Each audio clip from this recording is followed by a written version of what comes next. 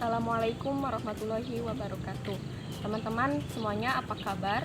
Semoga dalam keadaan sehat dan tetap bahagia.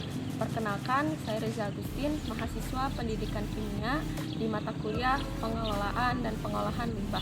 Nah, pada kesempatan kali ini saya akan menuju tempat di mana di tempat tersebut terdapat pengelolaan dan pengolahan limbah padat berupa kertas dan kardus. Teman-teman, tempat ini tidak jauh dari rumah saya, hanya beberapa langkah. Untuk itu, mari kita menuju tempatnya dan jangan lupa tetap patuhi protokol kesehatan.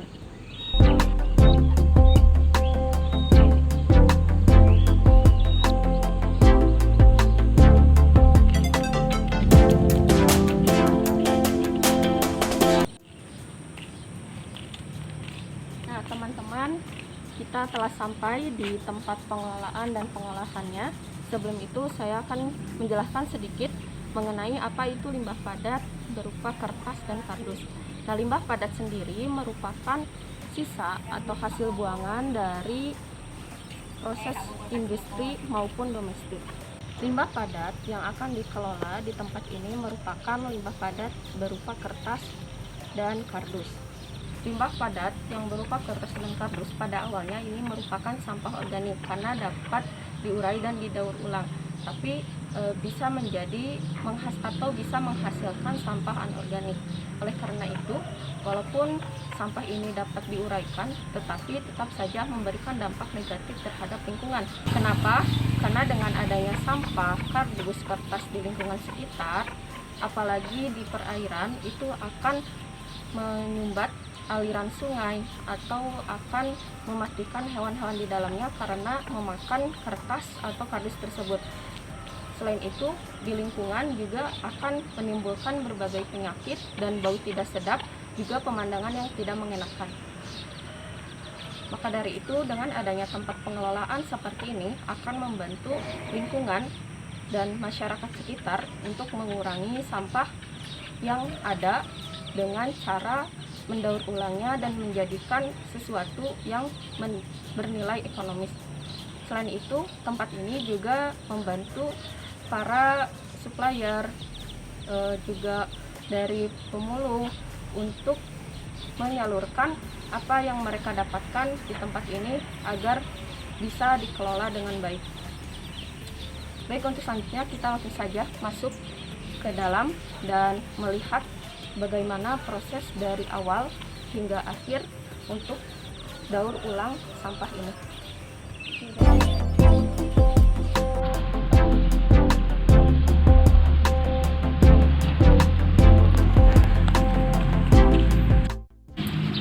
Baik, sekarang kita mulai melihat proses dari awal sampai akhirnya.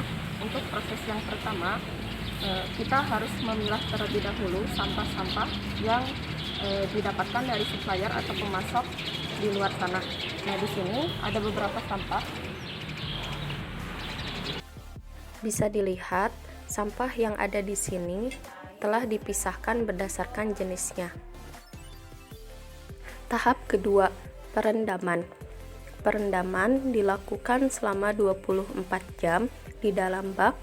Perendaman ini untuk sampah yang memiliki bahan yang keras seperti kones. Dan ini hasilnya setelah perendaman 24 jam. Selanjutnya, tahap mixing. Ada kantong semen, powel, semikal, kones, limbah tisu, obat anti busa, dan juga air. Bahan-bahan tersebut akan dimasukkan ke dalam mesin bitter yang nantinya akan dihancurkan sehingga menjadi bubur kertas yang kental. Takaran dari bahan-bahan yang dimasukkan yaitu powel, semikal, dan kantong semen sebanyak 80%, lalu kones atau kardus yang lainnya sebanyak 15%, dan limbah tisu sebanyak 5%. Semua bahan tersebut dimasukkan ke dalam bak, lalu ditambahkan air secukupnya hingga bahan-bahan tersebut dapat tercampur dan dihancurkan. Pada proses mixing, ditambahkan obat anti busa agar busa yang dihasilkan dapat diserap. Obat anti busa ini ditambahkan sebanyak 3 liter atau secukupnya sesuai busa yang dihasilkan. Tahap pencetakan. Setelah bahan-bahan yang dicampurkan menjadi bubur kertas yang kental, selanjutnya akan dipres sehingga bahan tersebut serat-seratnya akan lebih rapat dan dapat dicetak menjadi lembaran persegi. Untuk mengetahui standar kelayakan, selanjutnya tahap uji lab. Alat dan bahan yang digunakan: oven, neraca analitik, stopwatch, blender, gelas ukur 1000 ml, dan air. Sampel yang akan digunakan sebelumnya di oven terlebih dahulu selama 30 menit pada suhu 120 derajat Celcius.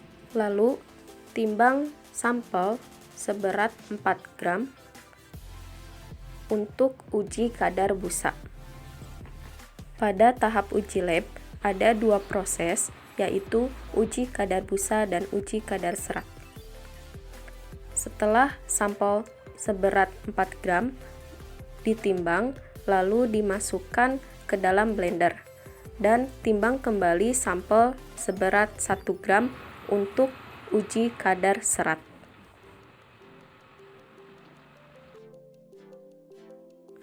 Untuk uji kadar serat, ditambahkan air sebanyak 400 ml.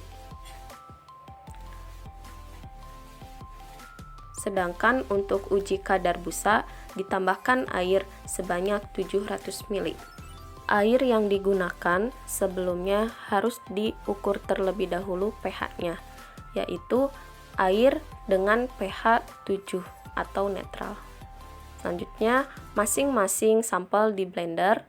Untuk uji kadar serat, sampel di blender beberapa menit sampai semuanya tercampur, sedangkan untuk uji kadar busa selama 7 menit. Setelah tercampur, masukkan ke dalam gelas ukur 1000 ml untuk uji kadar serat. Lalu ditambahkan air sampai volume pas 1000 ml. Setelah itu, didiamkan sampai serat mengendap. Sedangkan pada uji kadar busa, setelah 7 menit, diamati busa yang dihasilkan. Standar kelayakannya yaitu busa yang dihasilkan menghilang sebelum 2 menit. Pada percobaan ini, busa yang dihasilkan menghilang sebelum 1 menit atau pada detik ke-53. Artinya, sampel yang diuji telah lulus uji kadar busa. Sedangkan standar kelayakan uji kadar serat yaitu serat yang mengendap atau yang dihasilkan minimal sebanyak 107 ml. Pada percobaan kali ini, serat yang dihasilkan berada pada volume 190 ml, artinya lulus uji kadar serat. Selanjutnya, tahap pengeringan. Pengeringan bertujuan untuk menghilangkan kadar air yang masih terkandung dalam bahan. Pengeringan dilakukan selama 6 jam tergantung faktor cuaca. Setelah itu, uji kadar airnya. Sampel ditimbang dan dicatat hasilnya sebagai data sampel basah. Setelah itu, sampel dimasukkan ke dalam oven selama kurang lebih 40 menit dengan suhu 100 derajat Celcius. Setelah itu, sampel ditimbang kembali sebagai data sampel kering dan dicatat hasilnya. Uji kadar air ini untuk mengetahui standar kelayakan dari bahan yang dihasilkan. Bahan yang dihasilkan memiliki standar kelayakan minimal 13% kadar airnya. Setelah itu, hitung kadar airnya dengan rumus Sampel basah dikurangi sampel kering dibagi sampel basah. Dan ini hasilnya. Tahap packing. Ini merupakan hasil akhir dari daur ulang limbah. Hasil ini akan digunakan sebagai bahan penguat pembuatan GRC dan asbes. Alhamdulillah, teman-teman, kita telah mengamati bagaimana proses pengolahan dan pengelolaan limbah padat berupa kertas dan kardus. Semoga dapat bermanfaat, kurang lebihnya mohon maaf. Assalamualaikum warahmatullahi wabarakatuh.